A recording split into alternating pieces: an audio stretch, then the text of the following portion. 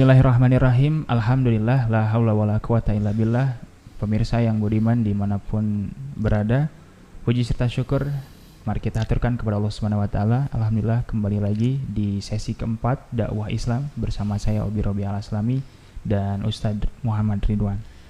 Insyaallah pada kesempatan kali ini kita akan melanjutkan bincang-bincang kita mengenai saum sunnah di luar saum Ramadan yang sudah kita mafhum kewajibannya dalam satu bulan.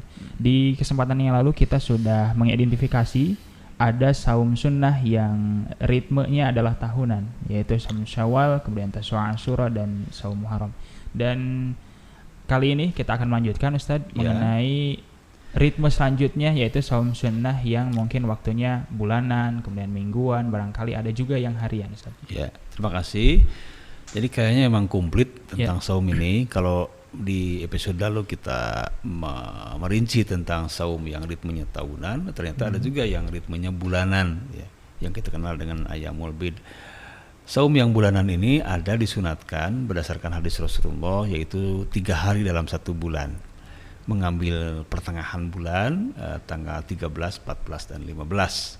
Itu tercantum di dalam riwayat An-Nasa'i Rasulullah, dan tentu saja ini bersumber dari sahabat Abi Darin. Kata beliau, amarona Rasulullah SAW an-nasuma minas syahri salasata ayyamin. Rasulullah memerintahkan kepada kami agar kami bersaum, berpuasa dalam satu bulan itu sebanyak 3 hari, yaitu salasata asyara wa arba asyara wa khamsa asyarata, tanggal 13, 14, dan 15. Maka dengan demikian sangat tertata sekali tentang momen-momen saum ini bagi orang muslim, bahwa ternyata saum itu ada tingkatan-tingkatannya selain Ramadan, dan itu bisa menjadi pilihan kita untuk melakukannya. Itu adalah yang sifatnya bulanan, 13, 14, 15, setiap bulan berarti kita bisa. Kemudian yang kedua, yang berikutnya yang selain bulanan ternyata ini lagi turun lagi, yang lebih padat lagi adalah yang mingguan, ya, yang kita kenal dengan saum Senin Kamis. Kalau ini hadisnya dari Siti Aisyah, beliau berkata bahwa Rasulullah itu yataharra siyamu, beliau membiasakan, dalam bahasa hadisnya siyamul Isnain wal Khamis, beliau membiasakan melaksanakan saum Senin dan Kamis. Jadi yang betul-betul nyata dilaksanakan oleh Nabi berdasarkan hadis itu, berarti Rasulullah tidak pernah, ya, berarti sampai dikatakan beliau tidak pernah kehilangan saum Senin dan saum Kamis gitu. Itu yang ritmenya mingguan berarti.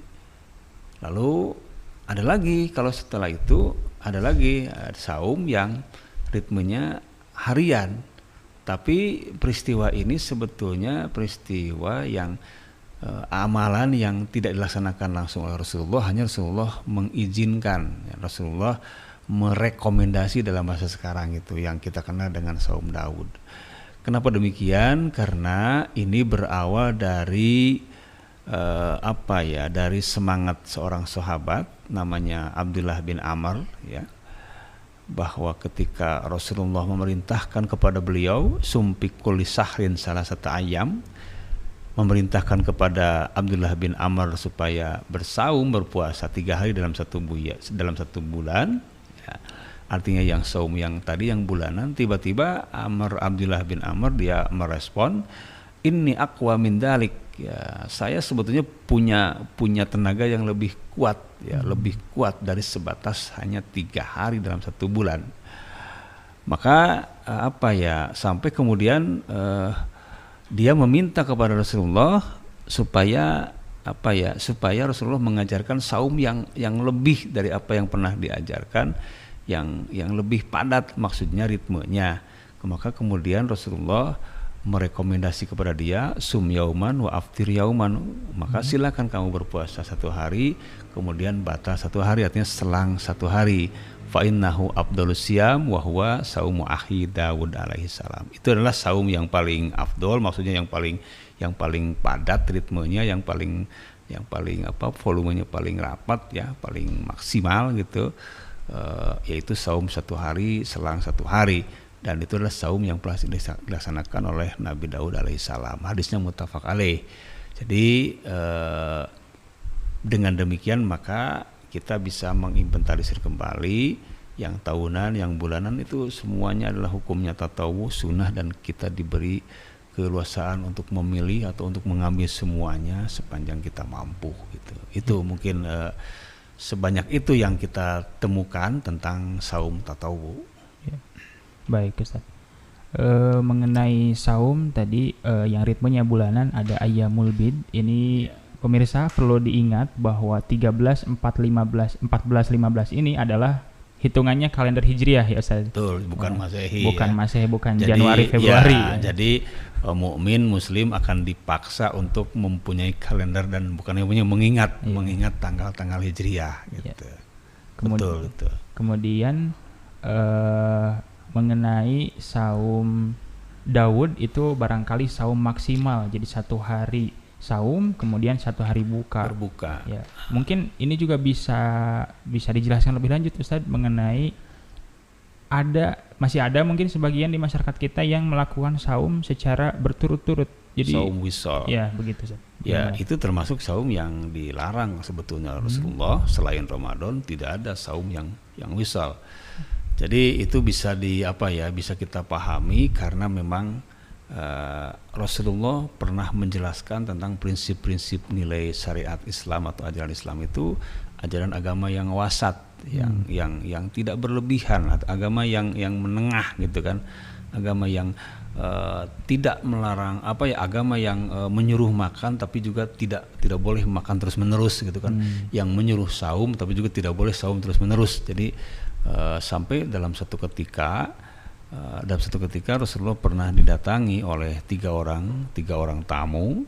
Salah satunya beritikad saking ingin mendapatkan nilai hebat dalam ibadah, dia mengatakan ana asumud dahra, saya akan saum selamanya gitu kan, bertahun-tahun gitu.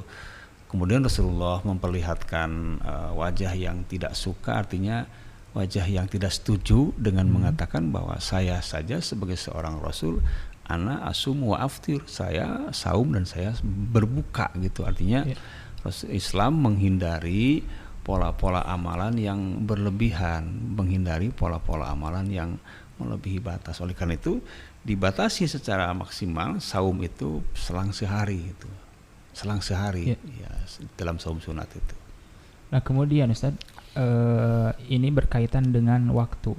Karena kalau kita pikir ulang begitu, misalnya Ayyamul Bid tanggal 13, 14, 15. Kebetulan salah satunya hari Senin atau Kamis. Dan bisa jadi juga kita yang mengamalkan saum Daud kan berarti selang-seling. Bisa juga selang-selingnya itu ada hari Seninnya, ada hari Kamisnya. Nah, pertanyaannya adalah bagaimana dengan saum yang misalnya 3 saum dalam satu hari? Apakah boleh kita berniat 3 saum gitu ya? Bagaimana Ustaz? Siap. Memang akan terjadi seperti itu. Hanya yang jadi persoalan sebetulnya bukan bagaimana kita melakukan mengidentifikasi atau menggabungkannya. Bahwa sekali lagi saum sunat inilah saum pilihan, saum pilihan di mana kita sempat, di mana kita mampu. Tentunya tidak berlaku multi niat, itu tidak berlaku dalam amalan. Kita mengerjakan satu pekerjaan tapi dengan niat yang lebih dari satu, sebetulnya itu tidak berlaku dalam sebuah amalan. Niat sholat duhur tapi juga sholat asar misalnya, nggak ada seperti itu penggabungan amalan itu, karena secara logika tidak masuk, tidak rasional sesuatu berkumpul pada satu waktu, sesuatu yang berbeda berkumpul pada satu waktu.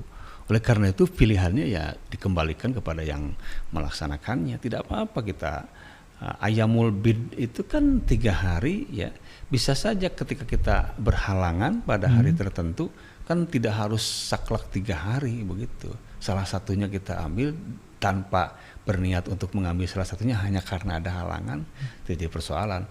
Kemudian yang kedua ya tidak mengapa juga kalau kita mengambil Ayyamul Bid yang 3 hari itu pas Seninnya, pas Daudnya, ya anggap saja Senin dan Daudnya kita nyahkan dulu gitu kan, kita simpan dulu kan, sama-sama sunat, sama-sama berpahala gitu. Jadi tidak harus kemudian dibentur-benturkan karena amalan itu tidak bisa multi wajah gitu, hanya satu wajah yang namanya amalan itu. Jadi jangan takut, jangan merasa kehilangan momen-momen ibadah, justru saking banyak ini supaya kita banyak kesempatan dan banyak pilihan gitu. Jadi menurut saya yang harus dihindari justru malah yang wisolnya itu ya.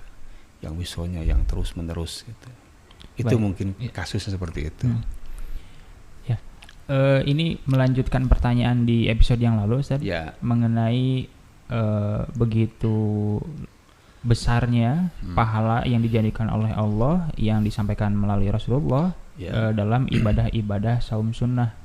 Ada yang kalimatnya pengampunan dosa setahun dan yang lainnya. Bagaimana, Ustaz? Oke. Jadi kalau berhitung jumlah di dalam masalah pahala itu seringkali ada aturan-aturan hadis-hadis yang menjelaskan secara kuantitatif kan, akan diampuni sekian hari, sekian tahun gitu kan. Sebetulnya dalam bahasa hukum itu jumlah itu tidak selamanya bermakna kuantitatif ya, tapi juga bisa bermakna kualitatif, bermakna kualitas ya. Jadi ketika misalnya disebutkan bahwa saum ini yang walaupun 1 hari atau 2 hari atau 3 hari tapi bisa menghapus dosa setahun yang akan datang dan setahun yang sudah lalu, itu bukan berarti habis seperti itu, tapi gambaran bahwa saking besarnya pahala saum itu, pahalanya seperti orang saum dalam waktu yang lama begitu. Jadi konteksnya bukan pada jumlah pahalanya, tapi pada kualitas pahala yang diamalkan oleh seseorang ketika dia melaksanakan ibadah saum, terutama saum sunat gitu. Itu salah satunya itu. Ya, barangkali ini juga peringatan bagi kita umat Islam seluruh mukmin kalau menemukan hadis-hadis yang kaitannya dengan jumlah, tidak kemudian memaknai berarti saya sudah terbebas dari dosa 1 tahun gitu. Bisa mengambil contoh lagi lah, banyak hadis-hadis terkait dengan jumlah. Misalnya tidak halal seorang mukmin, seorang muslim bertengkar lebih dari 3 hari. Kalau begitu kita 3 hari aja lah, tinggal 3 hari, nanti damai lagi 3 hari bertengkar lagi. Kan artinya itu ketidakhalalannya artinya dalam waktu yang melebihi hari gitu kan, sampai 3 hari, berarti itu lagi-lagi ke kualitas misalnya. Atau misalnya hadis lain yang mengatakan bahwa orang yang percaya kepada orang pintar yang kita sebut dukun, kemudian dia mengamalkannya, maka sholatnya tidak akan diterima 40 hari. Bukan berarti setelah 40 hari jadi tidak perlu sholat, atau setelah 40 hari baru diterima, bukan itu. Tapi kalau ke konteks dosa berarti dosanya sama dengan meninggalkan sholat 40 hari. Dosanya besar gitu. Kalau pahalanya banyak berarti sama dengan mengamalkan seperti itu. Jadi 1 kali ini bisa sama dengan mengamalkan itu. Maksudnya supaya menghindari keinginan orang yang berlebihan, merasa kurang dengan amal itu, dia ingin nambah gitu. Nggak perlu nambah, toh yang 1 ini nilainya sudah melebihi dari jumlah yang kita inginkan. Dan yang terakhir mungkin sekaligus biasanya suka jadi pertanyaan, bahwa kenapa amalan-amalan sunat itu kok dimunculkan gitu pahalanya, yang wajib itu jarang sebetulnya. Yang wajib itu, yang sunat tuh banyak dimunculkan pahalanya, bahkan seringkali dimunculkan lebih besar gitu kan. Ini perlu juga kita pahami bahwa karena amalan sunat itu kan amalan yang menghiasi wajib gitu kan, yang melengkapi amalan wajib itu, dalam bahasanya bahasa jayinu gitu kan, hiasilah gitu, menghiasi yang wajib. Maka ya memang lazimnya yang perhiasan itu akan lebih mahal. Perhiasan itu harus lebih mahal daripada yang pokok. Tapi mahalnya perhiasan dari yang pokok bukan berarti menghilangkan pokok, justru berharganya perhiasan karena orang sudah menggunakan yang pokok gitu. Kalau kita pakai baju itu yang pokoknya, baru kita pakai dandan perhiasan segala macam, jam tangan, kacamata yang lebih mahal segala macam, baru pantas untuk dilihat orang, pantas untuk dipertontonkan. Tapi ya karena yang pokoknya juga ada. Tapi jangan kita melihat karena perhiasan itu mahal kemudian yang kita pakai perhiasannya saja, yang pokoknya tidak, ya tentu bukan malah menjadi bernilai, tapi malah jadi terbalik gitu. Nah, jadi amalan sunat yang harganya tinggi bukan berarti yang harus dipilihnya yang sunatnya. Justru sunat ini sebagai pelengkap. Kalau orang sudah mau mengamalkan yang sunat, maka berarti dia lebih siap lagi dan lebih pasti lagi dia mengamalkan yang wajibnya. Karena sunat itu tuntutannya tuntutan yang tidak memaksa. Oleh karena itu nilai sunat lebih besar karena tingkat ketaatan orang dalam mengamalkan sunat itu jauh lebih, karena kalau melaksanakan yang wajib mah sudah pasti, itu bukan lagi sebuah keistimewaan. Kalau yang wajib mah sudah pasti karena ada tuntutan paksaan. Jadi itulah kenapa jumlahnya lebih banyak, baik itu pelaksanaannya kayak saum ya jumlahnya lebih banyak, dan juga bahkan pahalanya lebih besar. Bukan berarti kita mengabaikan yang wajib, justru yang sunat ini menjadi penghias kepada yang wajib dan menjadi lebih terasa, karena memang yang wajib ini tidak sebatas kita lakukan seadanya seperlunya, tapi ada tambahan-tambahan lain yang disebut dengan tatawwu atau sunat-sunatnya. Hitung-hitung cadangan-cadangan perbekalan kita dari yang pokok gitu kan, ada cadangan-cadangannya. Itu mungkin kalau mau kita perdalam tentang kenapa nilai pahala sunat dimunculkan dan biasanya lebih besar. Terakhir kan ada hadisnya terkait dengan sholat 2 rakaat sebelum subuh kan, itu dimunculkan oleh Rasulullah pahalanya lebih baik daripada dunia dan seisinya.